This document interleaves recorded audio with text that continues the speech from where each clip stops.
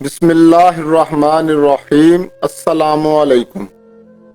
علامہ جلال الدین سیوطی رحمۃ اللہ علیہ نے حدیث نقل کی ہے، بنی اسرائیل میں ایک بہت بڑا عابد زاہد شخص تھا، دن رات عبادت میں مصروف رہتا تھا، بال بچوں کا پیٹ پالنے کے لیے دکانداری کا دھندا کرتا تھا، لیکن اس کا دل چاہتا تھا کہ کاروبار چھوڑ کر صرف عبادت و ریاضت میں لگا رہے، لیکن بیوی بچوں کا خیال آڑے آتا۔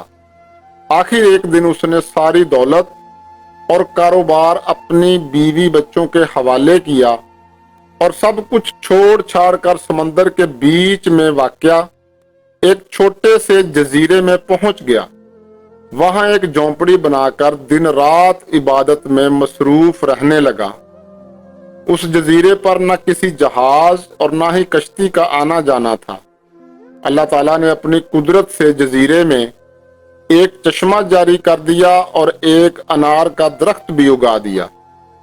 یہ عابد ایک انار توڑ کر کھا لیتا اور ایک پیالہ پانی پی کر رات دن عبادت میں مصروف رہتا۔ عبادت کرتے کرتے اس کی عمر 500 سال ہو گئی۔ موت کا وقت قریب آیا تو اس نے اللہ تعالیٰ سے درخواست کی کہ اے اللہ، یہ تیرا فضل تھا کہ تو نے مجھے عبادت میں لگا دیا۔ اب میری خواہش ہے کہ مجھے موت سجدے کی حالت میں آئے تاکہ میرا خاتمہ عبادت کی حالت میں ہو۔ دوسری درخواست یہ ہے کہ میرے بدن کو حالت سجدہ میں قیامت تک محفوظ رکھ، نہ زمین کھائے اور نہ کیڑے مکوڑے کھائیں، تاکہ قیامت تک میں تیرا عبادت گزار بندہ ہی سمجھا جاؤں۔ اللہ تعالیٰ نے اس کی دونوں دعائیں قبول کر لیں۔ عین نماز میں بحالت سجدہ اس کا انتقال ہوا اور اس کا بدن محفوظ رہا۔ حضور اکرم صلی اللہ علیہ وسلم فرماتے ہیں کہ اس کا بدن آج تک محفوظ ہے۔ اللہ تعالیٰ نے اس ٹیلے پر بڑے بڑے درخت اگا دیے ہیں، وہاں تک جاتے ہوئے ہیبت آتی ہے، اس لیے وہاں کوئی نہیں جاتا، نہ ہی کوئی جانور اور نہ ہی کوئی انسان۔ اسی حالت میں اللہ تعالیٰ کے حضور اس کی پیشی ہوگی۔ اللہ تعالیٰ ارشاد فرمائے گا کہ اے بندے، میں نے اپنے فضل و کرم سے تجھے بخشا اور تجھے بڑے مقامات دیے، جنت میں جا کر آرام کر۔ وہ بندہ عرض کرنے لگے گا کہ اے اللہ، میں نے تو ساری عمر تیری عبادت میں گزاری، پھر بھی تیرے فضل سے جنت جاؤں گا، میں تو اپنی عبادت کے بدلے جنت میں جا رہا ہوں۔ اللہ تعالیٰ فرمائے گا کہ نہیں، ہم تجھے اپنے فضل سے جنت میں بھیج رہے ہیں۔ وہ پھر کہے گا کہ نہیں اے اللہ، میری عبادت کس کام آئے گی، میں تو اپنی عبادت کے بدلے جنت میں جا رہا ہوں۔ تو حکم ہوگا اسے جہنم کے قریب لے جا کر کھڑا کر دو، لیکن جہنم میں داخل نہ کرنا، اسے اتنی دور رکھو کہ جہنم کا راستہ وہاں سے 500 برس کا ہو۔ ملائکہ اسے لے جائیں گے اور لے جا کر اسے کھڑا کر دیں گے۔ جہنم کی طرف سے ایک گرم ہوا اور آگ کی لپٹ آئے گی، اس کی وجہ سے وہ سر سے پاؤں تک خشک ہو جائے گا اور اس کی زبان پر کانٹے کھڑے ہو جائیں گے اور پیاس پیاس چلانا شروع کرے گا۔ اس وقت غیبی ہاتھ ظاہر ہوگا جس میں ٹھنڈے پانی کا ایک پیالہ ہوگا۔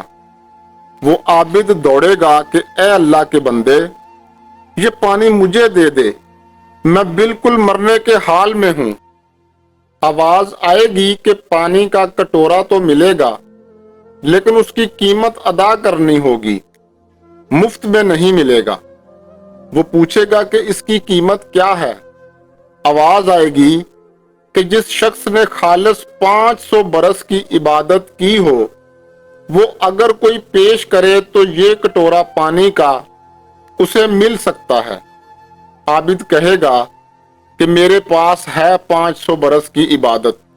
وہ اس عبادت کو پیش کر دے گا اور وہ کٹورا لے کر پانی پی لے گا تو کچھ جان میں جان آئے گی۔ اللہ تعالیٰ ارشاد فرمائے گا کہ اے بندے، تیری 500 سال کی عبادت کے صلے میں تو ہم آزاد ہو گئے، 500 साल की इबादत के बदले तूने पानी का एक प्याला लिया और कीमत तूने खुद तजवीज की, लिहाजा अब तो हिसाब बराबर हो गया। अब हमारे जिम्मे कुछ नहीं, तुझे तेरी इबादत का सिला मिल गया। अब जो तूने लाखों अनार के दाने खाए हैं, एक एक दाने का हिसाब दे दे कि उसके बदले कितनी नमाजें पढ़ी हैं, कितने सजदे किए हैं। और वो जो लाखों प्याले पानी के पिए हैं, एक एक कतरे का हिसाब दे दे, उस पानी के बदले कितनी इबादतें की हैं। और वो जो ठंडा सांस लेता था जिससे जिंदगी कायम थी, एक एक सांस का हिसाब दे दे कि उसके बदले क्या इबादतें लेकर आया है। और वो जो हमने तेरी आंखों में रोशनी दी थी, जिससे ताहद्दे निगाह तू हर चीज देखता था, एक एक तारे निगाह का हिसाब दे दे कि उसके बदले कितनी इबादतें लेकर आया है। 500 साल की इबादत का बदला तो एक प्याला पानी हो गया। अब जो दूसरी नेमतें इस्तेमाल की हैं, उनका हिसाब दे दे। ये आबिद थरा जाएगा कि बेशक ए अल्लाह, निजात आप ही के फजल से होगी, किसी का अमल किसी को निजात नहीं दिलाएगा। हकीकत ये है कि अगर लाखों साल इबादत करेगा, उसकी ताकत कौन देगा? जाहिर बात है कि वो ताकत भी वही देगा। और ताकत आने के बाद जो इरादा दिल में होगा, वो इरादा कौन पैदा करेगा? वो भी वही पैदा करेगा। फिर तौफीक कौन देगा? वो भी वही देगा। फिर आपने क्या किया? सब कुछ तो अल्लाह ने कर दिया। इरादा उसने दिया, ताकत उसने दी, तौफीक उसने दी। आपने तो 4 सजदे कर लिए, तो क्या कमाल किया।